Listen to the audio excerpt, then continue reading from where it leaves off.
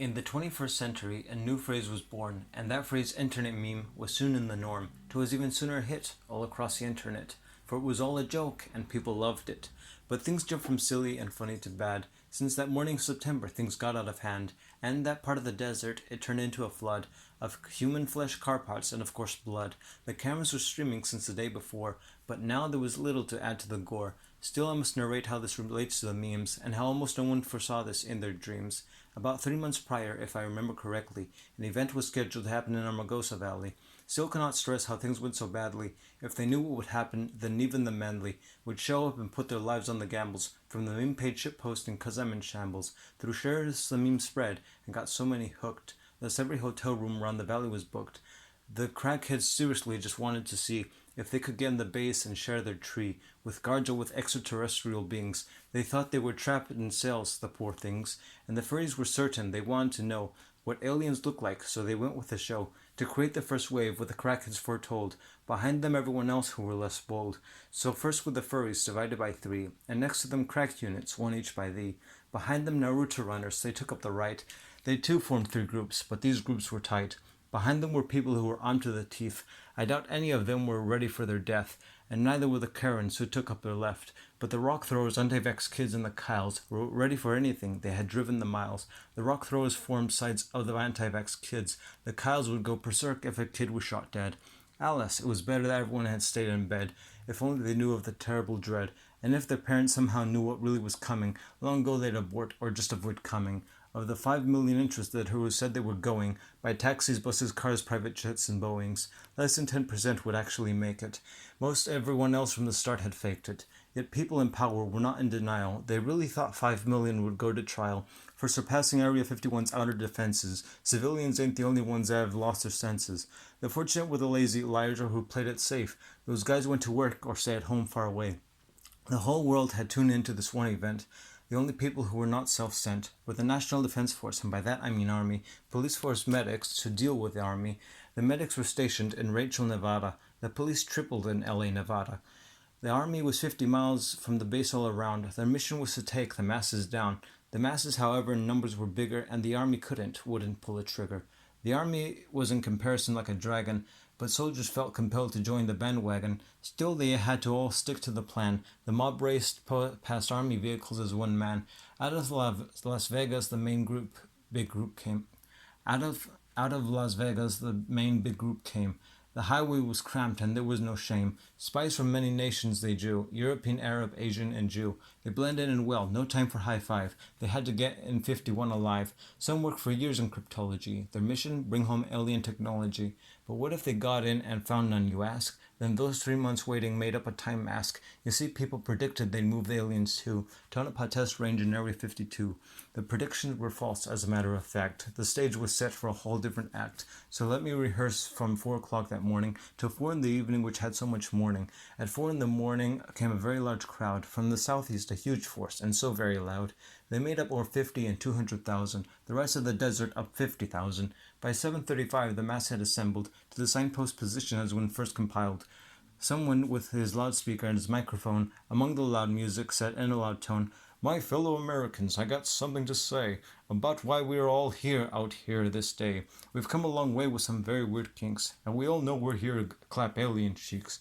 And with that he blasted to the max the sound. The music he played was a song from the south, so with his blaster he stirred up the crowd. They drove past the first ring and weren't so loud. Instead they drove for over an hour. The sun was getting hot, things got a bit sour. Some people got carsick, and it was suggested to turn around or stop at least and get a bit rested. Already locals and all of the medics had left town and seen there'd be no more medkits, but the force continued. They came ever closer. Most didn't stop once till the lead thought the border was only just under 5 miles away, and by 11:59, near the break of midday, the army of raiders had taken their stand. Southeast of the base they held their land.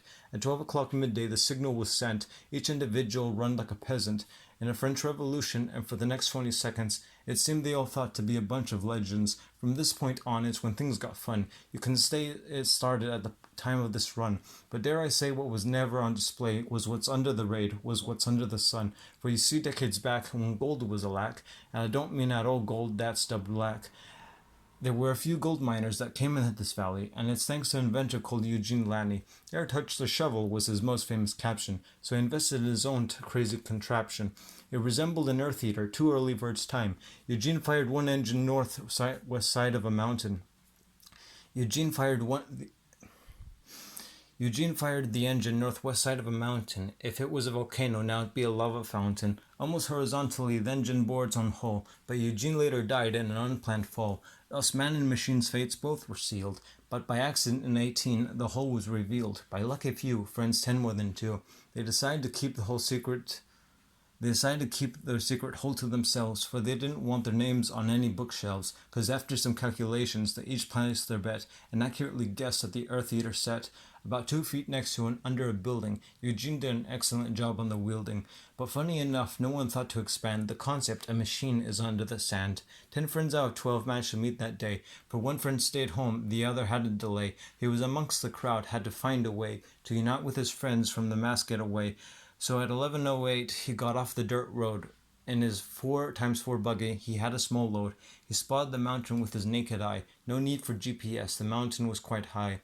If not for the base, he would have gone straight. 'Twas bad enough that he was already late. So while this happening, all the meanwhile, 9 out of 10 friends went down through the tunnel. The only tool they brought was a 3-foot shovel. They dug up and low, sand fell through their funnel. Thus, hand in hand, they gave each other a tip.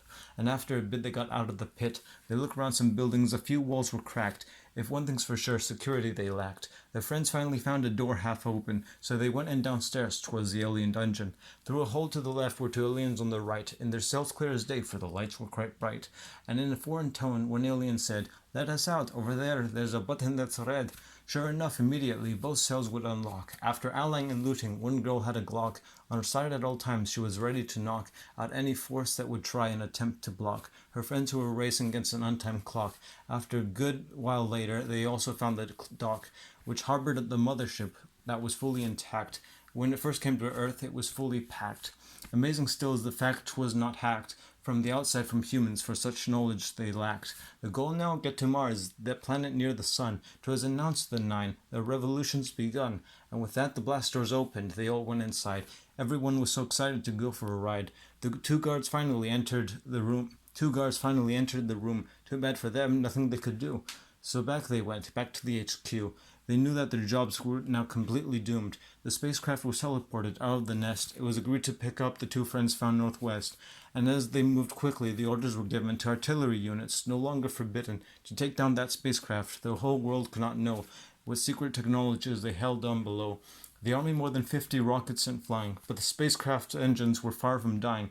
The alien gunner, they called him El Brown, had a lot of fun sending rockets back down, while the other one was known as the Mung, requested backup from Mars in his Martian tongue. Within 2 minutes, top of the troposphere, idled 3 UFOs, 2 waited to get near.